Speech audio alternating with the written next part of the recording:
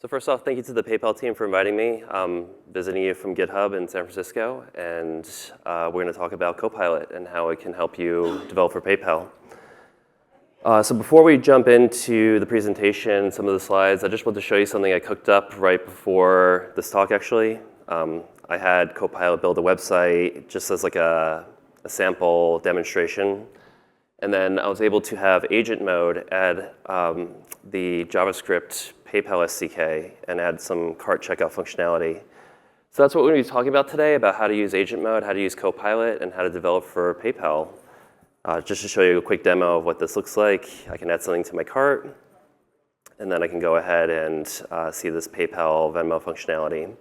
I don't yet have my API keys just added just yet, so it says, failure. But if I did add them, we could complete a PayPal checkout functionality here, which would be a lot of fun. OK, cool. So let's just jump into the presentation. What I want to do is I just want to give you an overview of what GitHub Copilot is, what current features that we've launched. This is a product that's rapidly developing, and it's changing every day. And I just want to get you to speed about what we have now. A lot of the people that I talked to have used it like a couple months ago or something like that, and like a month, and AI time is like years previous time. So I just want to get you caught up to speed on what we're doing, and then we can jump into a demo, and we'll take questions at the end. So just a couple of quick slides. I know everybody loves a good PowerPoint. Then we'll jump into the demo, and then we'll take Q&A. So just real quick, I'm Glenn. I'm a solutions engineer at GitHub. I work with our largest customers here in the Bay Area. And that volcano, that's from 2021. That's in Iceland. When I'm not at a computer, I try to do the most dangerous thing I could possibly think of. So that's a real photo. I'm about 1,200 feet from an erupting volcano. If you ever get a chance to go to Iceland when that thing's erupting, I really recommend it. If you get burned, this has no liability. So back in 2021, when no one was paying any attention to us, we partnered with OpenAI and built a model called Codex. Just a quick funny story about this. So we thought that GitHub.com was being attacked because what happened was that we saw these agents that were pulling down all the source code, and we thought we were getting like a DDoS attack. We thought somebody was like maliciously trying to crash our site. Once we found out that it was OpenAI, we said, you should talk to us because we can give you a bigger pipe to download this data. What they were doing is that they were training a model called Codex. Codex is trained on all the publicly available source code on GitHub.com. And this is a base model that ended up becoming GitHub Copilot. What's also kind of interesting, too, is that Microsoft partnered with OpenAI, and they were using Azure agents to pull down our own source code. So it was like we were being attacked by our own parent company. So anyways, Codex ended up getting rolled into GPT. Like the base model for code completions previously was GPT 3.5 Turbo. And it's been later upgraded now to 4.0. But the training set for Copilot and its suggestions is the publicly available source code on GitHub.com. So just real quick, a quick refresher about how GitHub Copilot works. So this installs as an extension into your IDE. Once it's installed, we'll start to gather context on your code base. That's sent to our model that's running on Azure. And then what we'll do is that we'll synthesize a suggestion. We do not train our model on your source code, so as soon as the suggestion is synthesized, we no longer retain that snippet or any of the code. What we do is that we delete it, and then we give the suggestion to the IDE, and then your vibe coding. So we support a lot more IDEs than we did when we first launched. So now we support Xcode and Eclipse. And if you have any others that you want us to add, please let us know, because there's a lot of ideas out there, and we can help inform our PMs. Most people are using VS Code. This installs as an extension, but we also have a lot of Vim users and a lot of JetBrains IDE folks as well. OK, so the first trick Copilot can do, of course, is code completions. So we call this your AI pair programmer. It can synthesize suggestions within your IDE. And this is where we really got started. This is like maybe impressive back in 2023. But we've greatly improved the product past this. And just FYI, people always ask me what languages does Copilot support.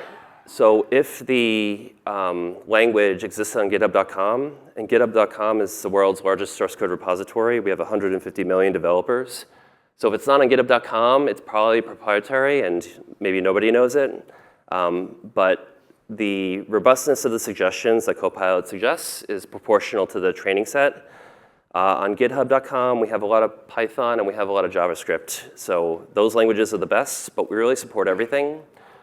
One interesting thing is that we have a lot of banking customers, and there's this knowledge base of COBOL that's kind of going away right now, and nobody knows it any longer. However, airlines and banks and these other companies are still relying upon those code bases. So what's really interesting is that we see people using Copilot on COBOL because they don't know COBOL. And then they can start to generate suggestions and ask questions. And whether we like it or not, those code bases still have to be maintained. Maybe they should be rewritten. But it's interesting. So you don't always have to use it for our most popular language. You can actually use it for like one of the least popular languages, like COBOL. So when we first launched, we only gave you a singular choice of OpenAI model. But we've grown and evolved. And everybody has a different idea for which model they want to use, and we don't want to force anybody into a particular model just because we'll never win that battle. So you get to choose. So the base model is GPT-4o for our chat completions, but you can pipe in now Claude 3.5, 3.7 Sonnet, O1, O1 Mini, O3, 2.0, 2.5 Flash. So we're adding them constantly. We usually have same day availability when a new model is added. But again, the change that we made here is that you can pick the one that meets your needs, and people have different ideas for different languages and different functionality about which one is best. Just out of curiosity from the crowd, any model favorites out there? What's your favorite model that you like to use for code completions? Claude? 3.7?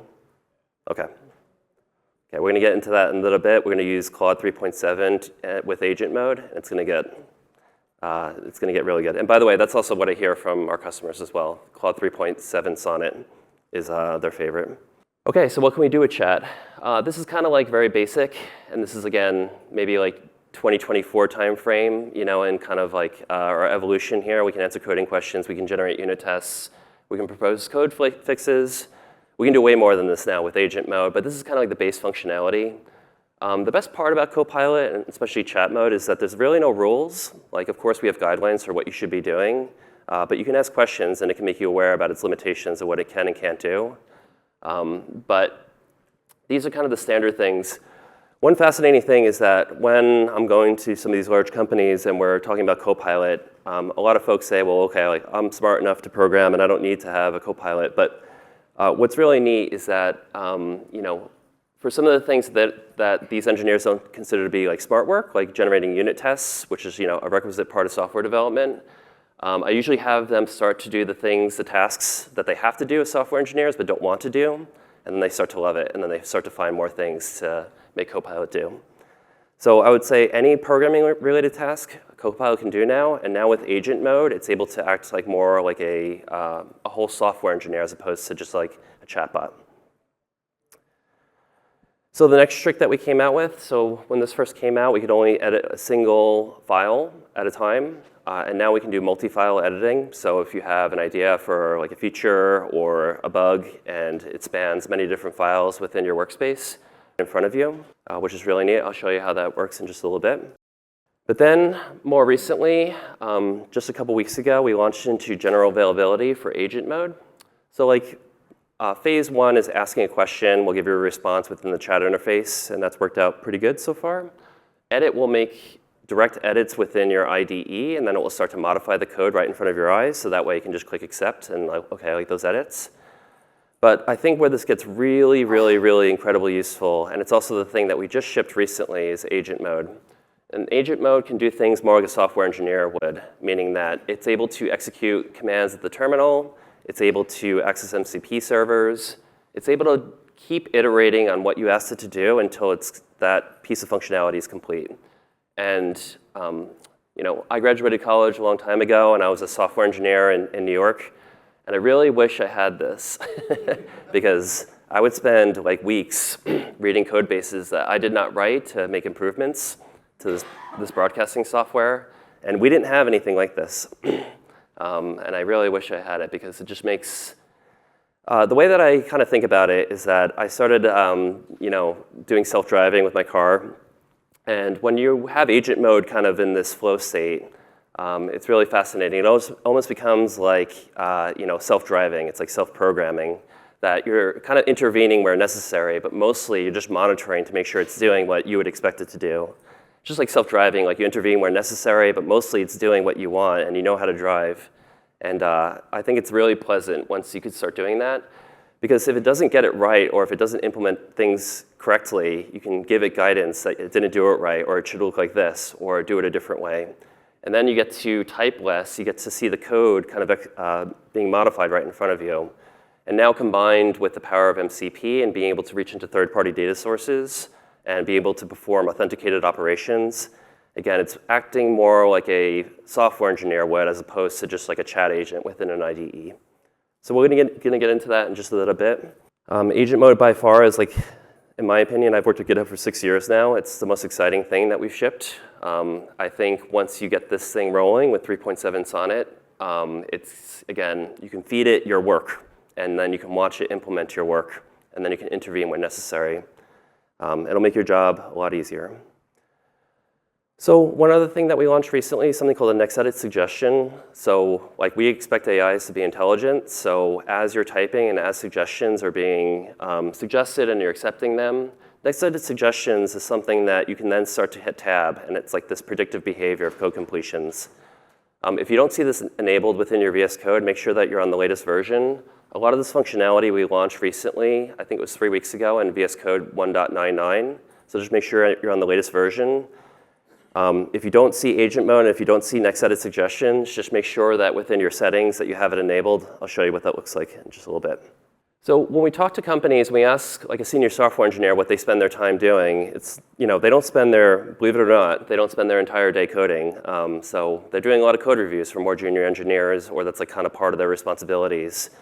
So we can also apply Copilot here as well.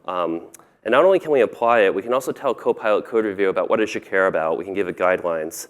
So it's not just like a generic intelligence that's just like figuring out, because what if you work in, for Airbus versus a bank versus a startup in San Francisco? These companies are going to care about different things in their code reviews. So what we can do is that we can tell Copilot about what we care about when it's reviewing code. I would say this is also particularly important too, because we work with companies that are spanned across the globe, and if a software engineer is in the West Coast and somebody's committing code at night, in Europe or something like that, this review can be waiting for you to wake up and have a lot of like the simple checks done first, or maybe some of the more complex things that you tell it about. So anyways, it's also now aiding in the code review process. We can do this within the IDE. We can do this with the pull request workflow. And we're hearing a lot of good feedback about this feature. So people want to get more context also too into Copilot. What we announced recently is something called vision mode. So sometimes people have like a sketch or a diagram or like an idea about how the website should look. So what's really nice is that instead of just Copilot just looking at code, we can also feed it a PDF or a sheet or a photo of a spec. You could say, make my website look like this. It will analyze that, and then it will be able to apply it with an agent mode. So it's not just limited to text-based things anymore. We can now also make drawings, and we can give examples. And one thing I'll just say is that sometimes I think people think that like we shouldn't give it too much data. Like the things that the AI is really good at doing is consuming a lot of data, and more data maybe even than a person would want. So you can feed it entire specifications. You can be really descriptive. You can give examples for what it should look like. You can give examples of inputs and outputs, and it will take that into consideration when it's synthesizing its suggestion, and it's getting really good now. A couple more things. So again, Copilot's gathering context of what application. You never have to tell it what language you have to generate something in, because we support all languages, and it will understand the language that you're developing in and then generate suggestions in that. But we have a lot of our users say that like they want to give guidance. So what we did is that we came out with this instructions file. It's a markdown file that you store in your .github folder in your repository. And what you can do is that you can kind of give it like seasoning for what it should care about. If you've ever been to Disneyland, they have like a droid workshop in the Galaxy's Edge. I almost consider this to be like a personality chip for Copilot, that you're telling it, you have to define what it should care about and what type of developer that you are. So anyways, this will save you then, if you have this as part of your Copilot instructions markdown file, this will save you from constantly telling in the prompt about like what Copilot you care about, what type of developer that you are. So if you have any like stylistic guidelines or kind of standards for that application, again, you can kind of season the way that Copilot's going to be answering and generating solutions. So Copilot is like quickly becoming like an ambient intelligence around GitHub.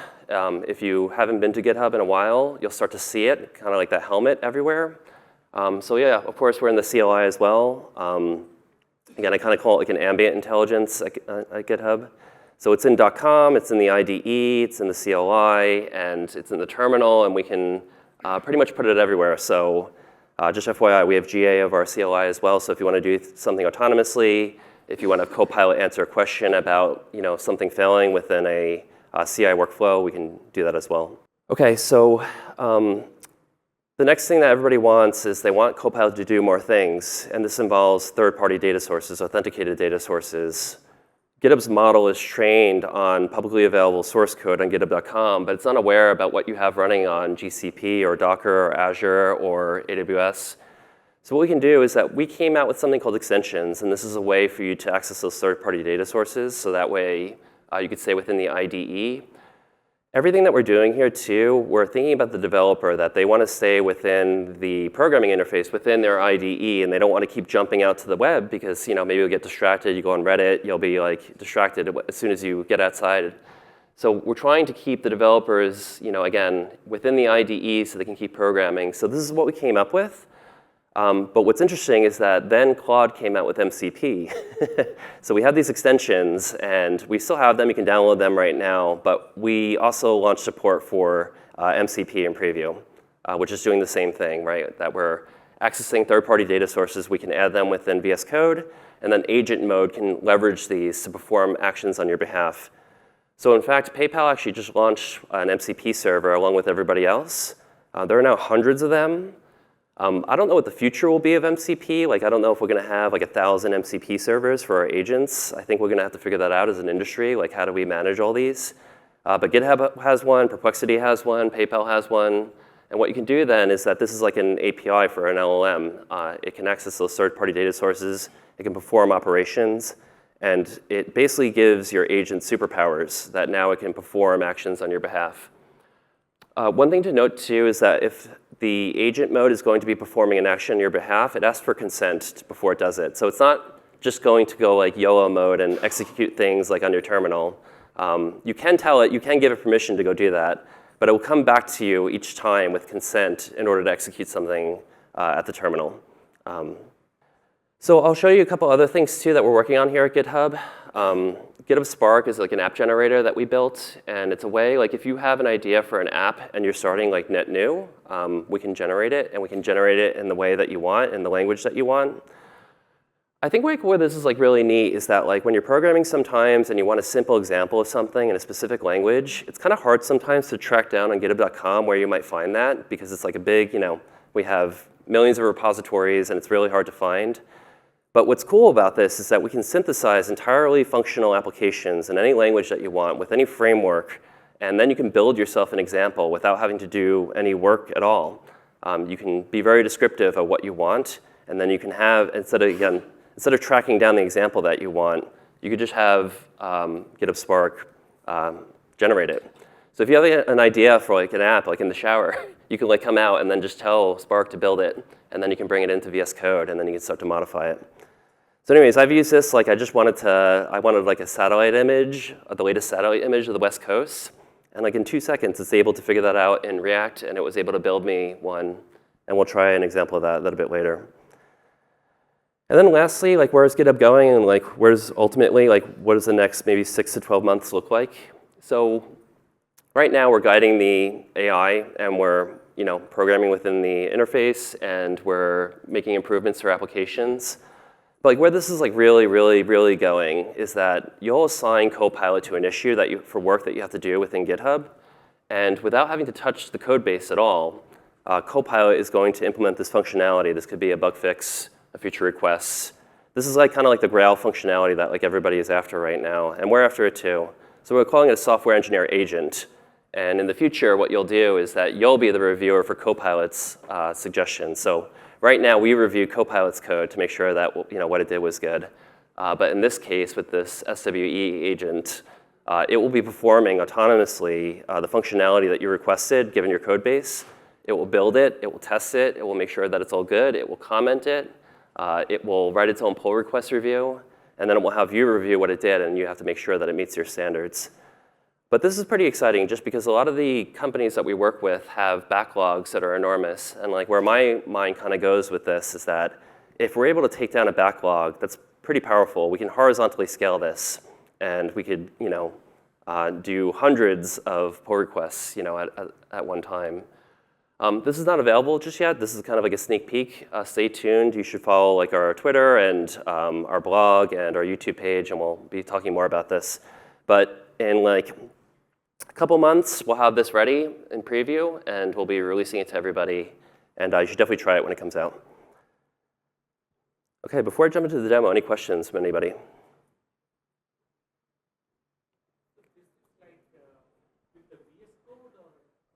Yeah. Yep, excellent question. So within GitHub's environment, github.com, it's just going to be there if you have it enabled. But for the IDE, this is really meant to live within the IDE. And we support Visual Studio for Windows, NeoVim, VS Code, JetBrains IDEs. We launched support now for Xcode and for Eclipse as well. And JetBrains IDEs, of course, that includes Android Studio and all the variants and IntelliJ, et cetera. So yeah, if you were getting started, like let's jump into the demo now. It's really easy. Copilot just installs as an extension to VS Code. So as soon as you add it, it will just authenticate with github.com. We do have a free tier now, so it doesn't require like any, if you just want to get started and start to code, you don't need a subscription immediately. I think like we give some amount of suggestions before you hit the minimum tier.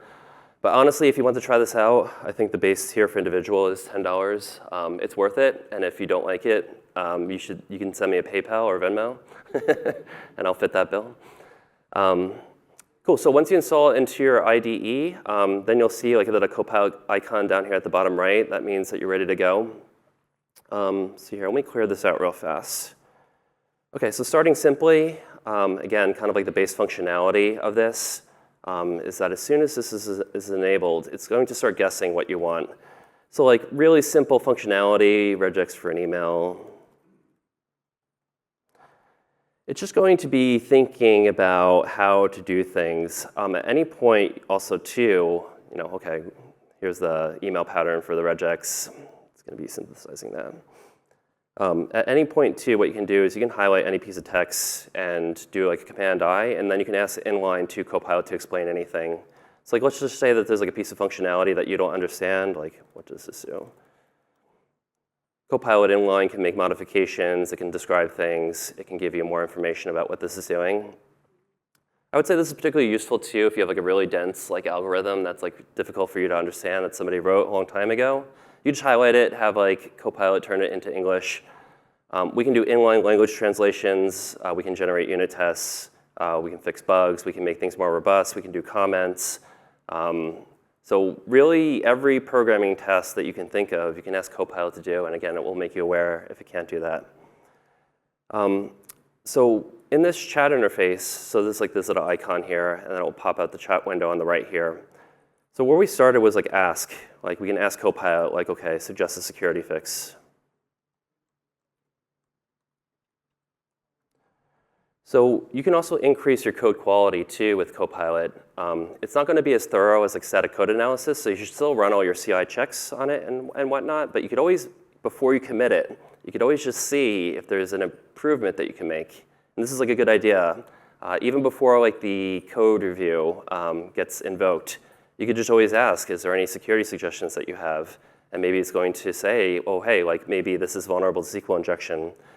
I really recommend doing this just because you don't want to get yelled at by security downstream. And if you could just ask Copilot to do a quick check for something like this, it's a smart idea because it might be something obvious that I can check very quickly. All the code that you generate and you commit, again, you should make sure that you're reading and make sure that it's good. But of course, again, we can use Copilot to kind of apply like another layer of intelligence just to make sure what was generated is of good quality. Another thing that we launched into preview for VS Code is the ability for you to create a prompt file. So prompt files can be shared between VS Code instances. And if somebody at your company comes up with like an idea for like a bunch of prompts that are really useful for like their development, and then you want to share in between teams, we can intake this prompt file, and then we can execute a series of prompts on your application.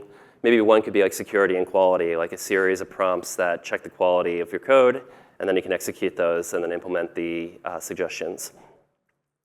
So you can ask anything.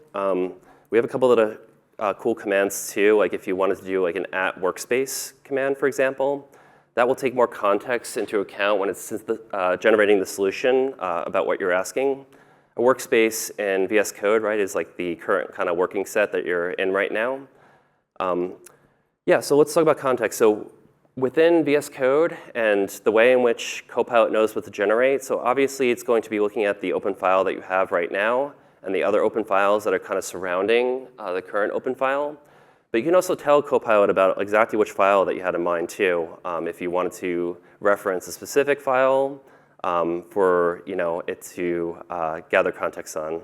Or it can use your entire code base, and that's what we see agent mode do a lot too, which we'll get into in just a moment. Okay, so that was ask. That's part of the chat interface. We can also do edit as well. So we can do like a edit session, and I could say something like, here, add a function that tells the time. So by the way, if you don't even want to type, you could just hit the microphone and just speak to it, and it's pretty good. So somebody was telling me before that they have carpal tunnel and they don't like typing that much, so you can just hit the microphone, and then you can start a voice chat and then tell Copilot about what you want. Cool, so in edit mode, what it does is, again, instead of just giving you a suggestion that then you should add, what edit mode does directly is that it will edit your application right in front of you. So you don't even have to like copy and paste or like bring it from the chat window over into your code base. And in edit mode, we can edit multiple files. We can add files. We can create new applications.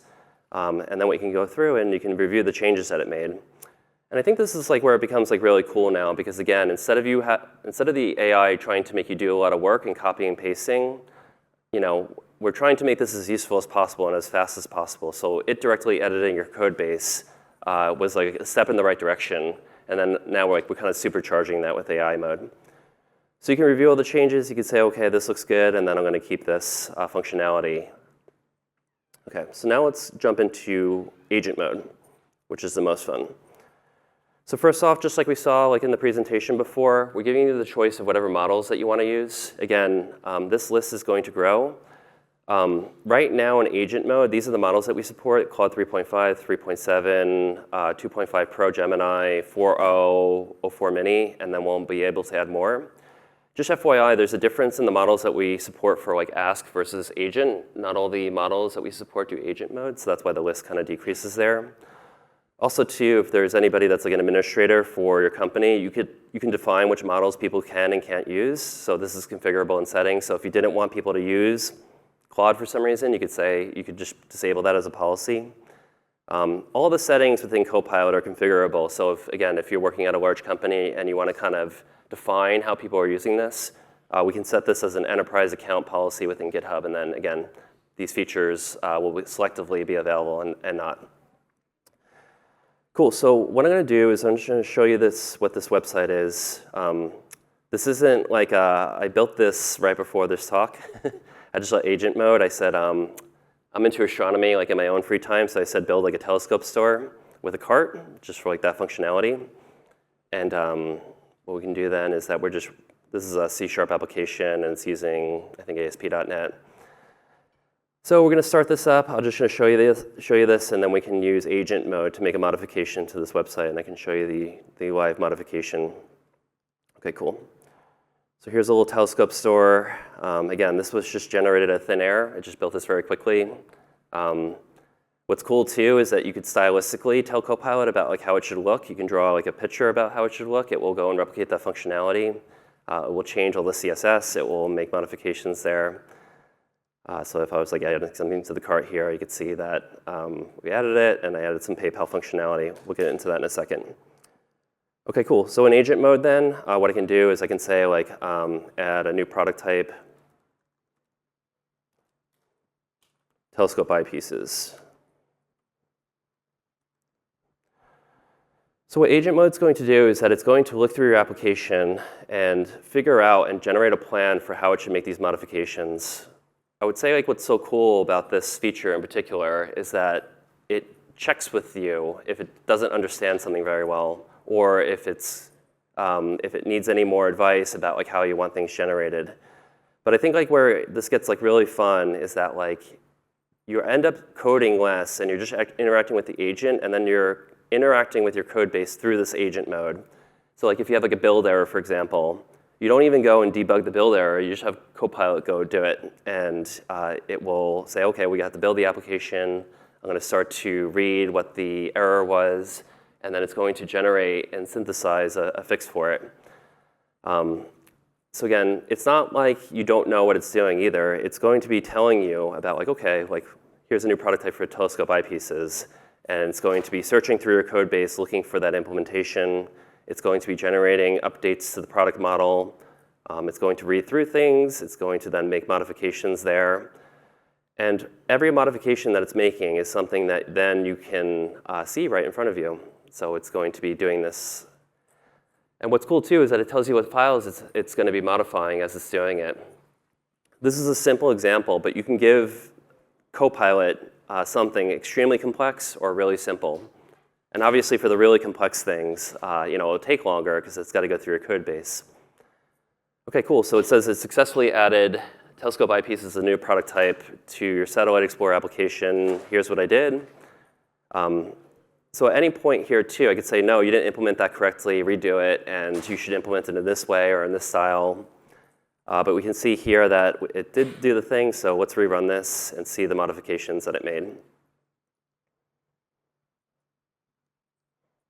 So by the way, I'm using Claude 3.7 Sonnet. Again, that's what I hear from everybody. That's the best, and that's what I've been using. It's been really good. Cool, and we can see here that we have our new eyepiece type products added, and we have this new cart functionality, and we can tell Copilot to do things there.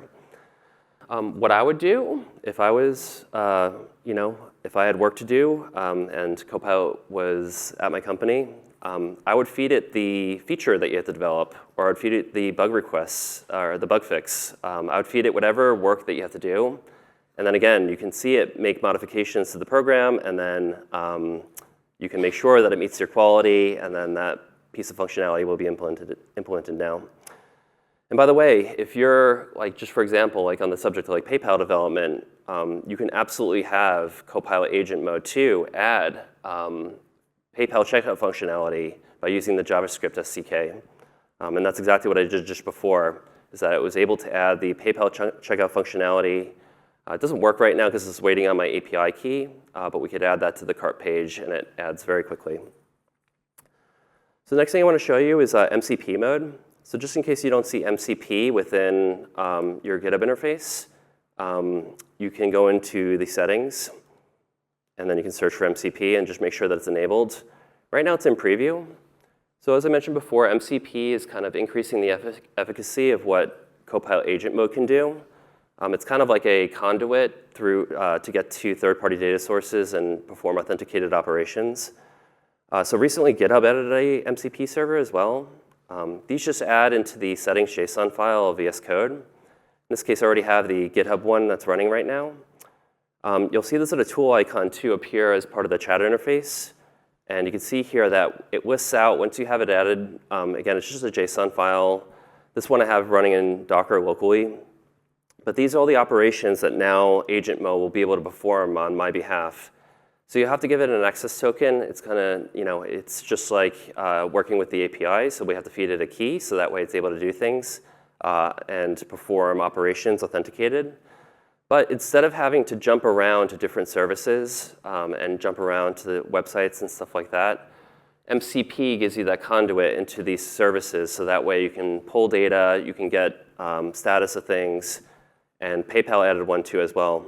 for creating invoices, for listing products, for updating subscription plans. So definitely go grab the PayPal MCP server. The instructions, PayPal is listed on the developer site. And let me just show you how this works. So now that we have the GitHub MCP server added, and the instructions for this are on our site, then what you can do is you can do this kind of, you can see like maybe like list issues. So this is something that it does quite often. So what it will do is that before it performs anything at the terminal, it will make you aware about like what it's about to do and what it's about to run, and then it gives you an opportunity to like maybe not run it or allow like allow it to do this like always allow if you just want it to run things at your terminal. I like knowing what it's doing before it executes anything in my terminal right now, so you can just like leave it in this default mode. I'm going to change the owner here.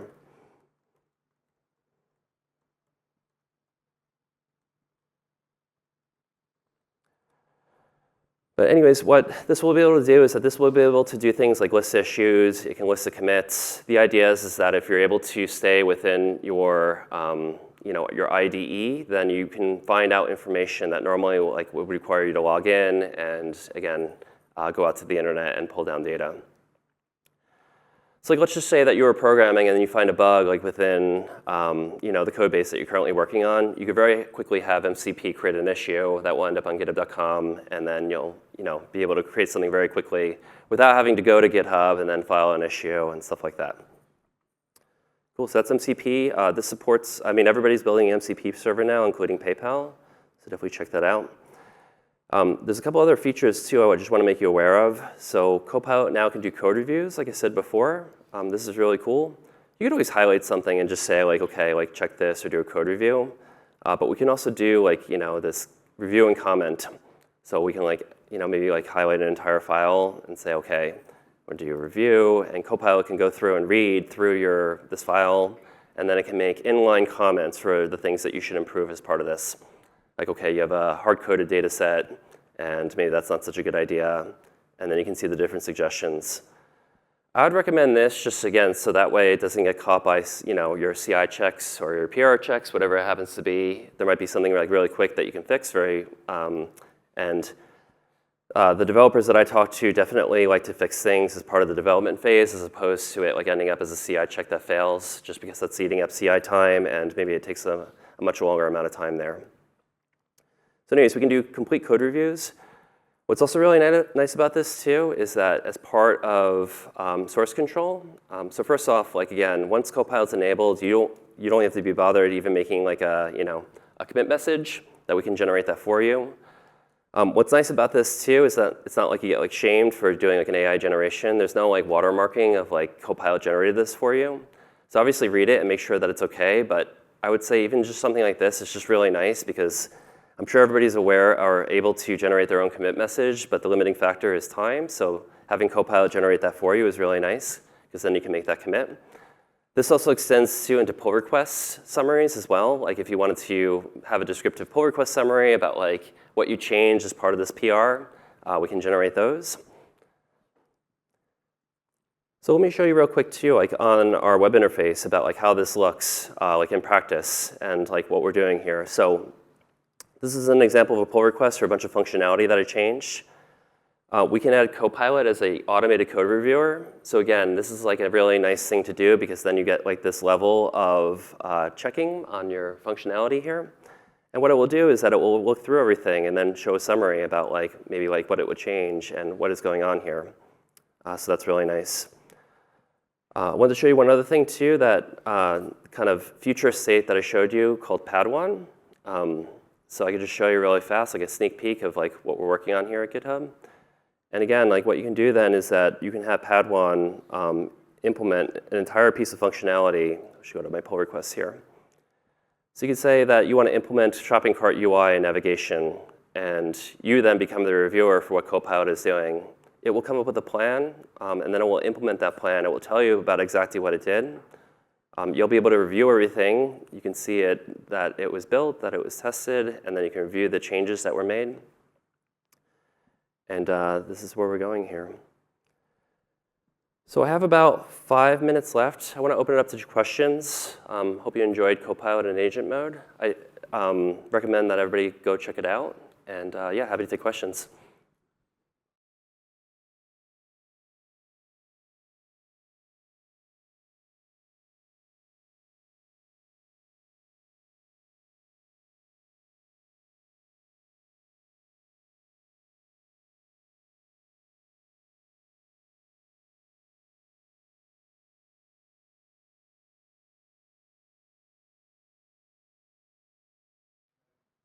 Yeah, for sure. So like the base functionality within Copilot for like generating unit tests, anytime you're within chat, you could always just do like a /test. That's like kind of the base functionality, and you'll be able to generate them locally and then be able to use them.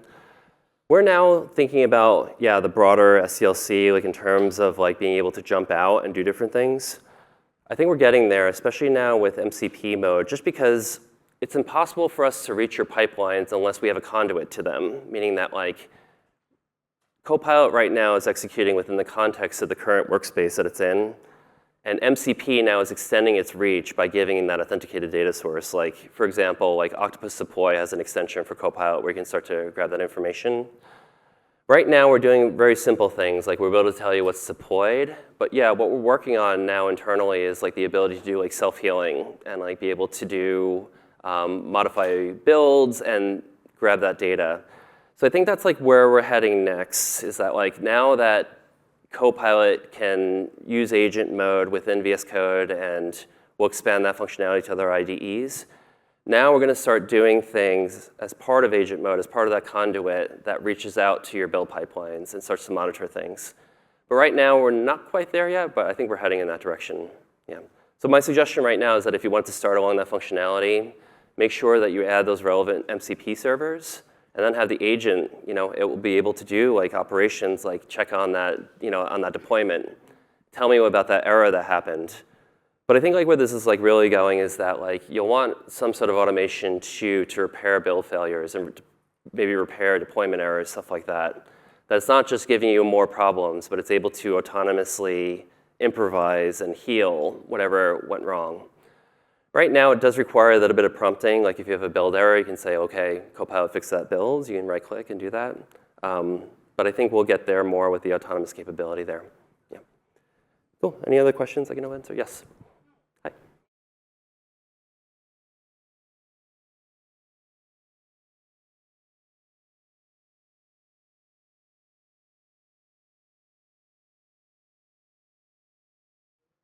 Oh, do you mean like a recursive loop of like Copilot reviewing itself type thing? Yeah, that's a good point. Like, because obviously it's going to be biased. It's going to say, no, this is great code, Copilot. So I think it's like the opposite. So I showed you two things. I showed you Copilot. OK, like we use Copilot to generate code, and then Copilot's reviewing it. So by the way, that's meant. So first off, everything in GitHub is configurable. So you can have a list of required reviewers, including Copilot. What that's really meant is that you're not just supposed to ship whatever was reviewed by Copilot necessarily, is that then you can have a person review the Copilot code review. I think what it's meant to do really is that it's supposed to give the engineer kind of like a guideline for checking the things that maybe are like very obvious. Because like again, like a person reading through an entire series of commits, that could take a really long amount of time. And there could be something really easy that Copilot could have caught. But I think in addition to the code review, we can also make a required reviewer of an engineer, and then they are both required to then do the review. That's like what I recommend right now, and that's what we see large companies doing. It's just meant to help save the person that's going to be doing the review time from catching something like really obvious. And again, what we can do then is that within the settings of that repository, we can then define and kind of guide Copilot about what it should care about. So we can create these coding guidelines. And again, this is going to vary depending on the industry that you're in and the kind of the coding standards, and we can do this on a per repository basis.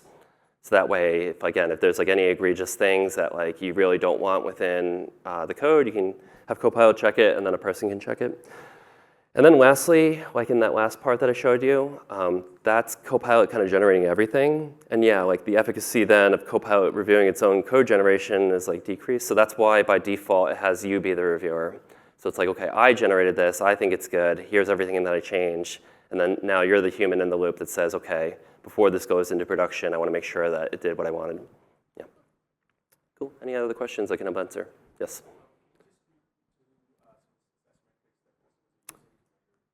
Excellent question. Yeah, so we have a metrics API. So immediately, that's like the top topic right now about like what metrics we can glean.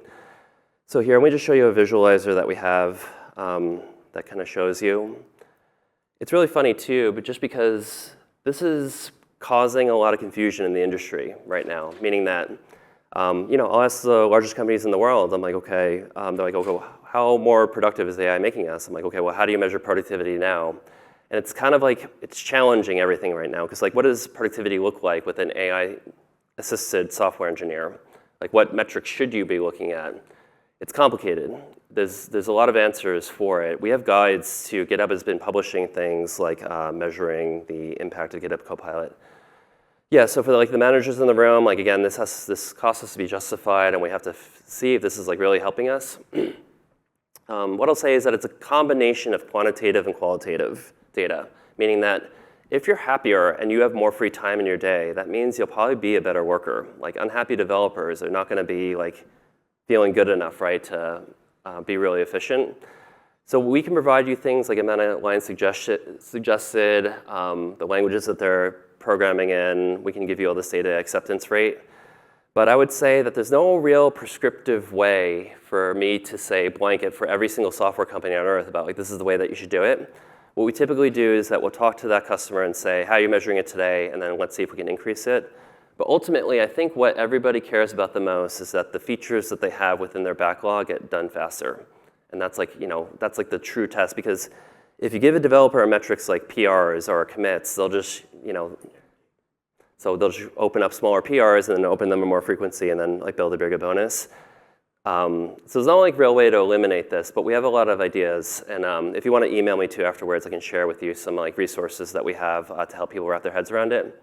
But I'll just say, yeah, it's quantitative, it's qualitative, but also too, developer happiness counts. So like again, if somebody has like their unit test built for them, and then they have a little bit more time to do like their annual review, maybe like that's a good thing, and maybe they feel less stressed about getting the work done.